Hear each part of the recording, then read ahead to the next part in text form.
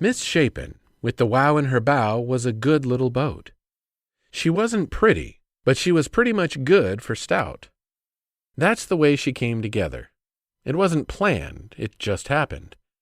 Being constructed by two novice builders, with no written plans or experience, she came into being to fill a need. Sleep upside down in the backyard from midnight Saturday to 5 p.m. Friday, and then ride on top of the old Nash Rambler down the highway to Swanson River. She'd then provide transportation from fishing hole to fishing hole for her builders. Had Miss Shapen been people instead of a boat, she would have known something was different when she was awakened one Monday evening in late August. There was more than just a nip in the air. There was a kind of excitement.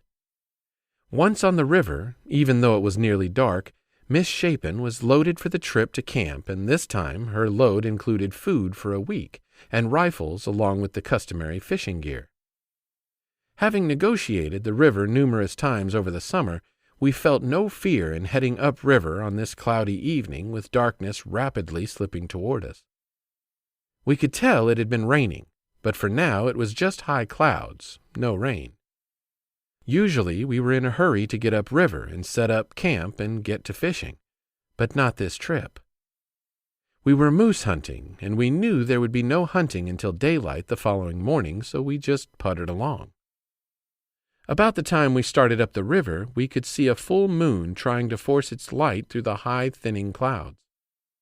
When we reached the first set of rocks, the clouds all but disappeared around the moon, and moonlight quickly brightened the area we were traveling.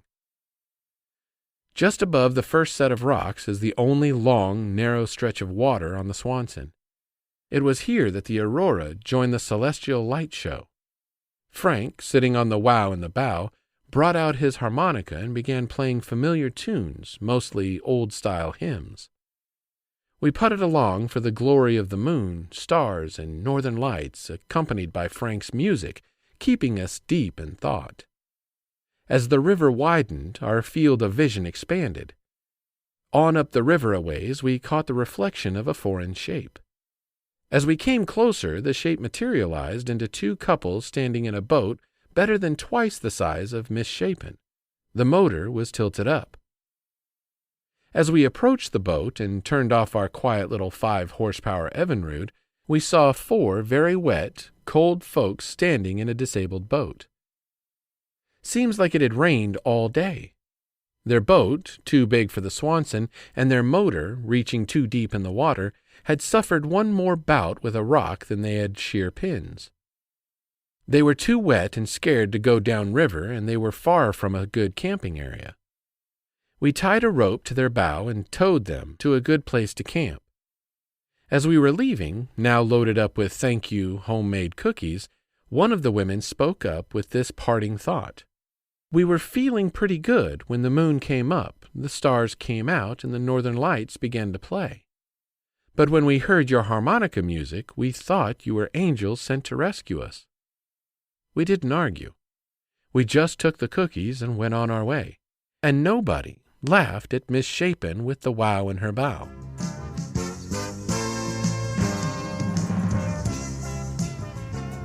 When you go outdoors, take a young person with you and teach them by your example what it means to be a sportsman.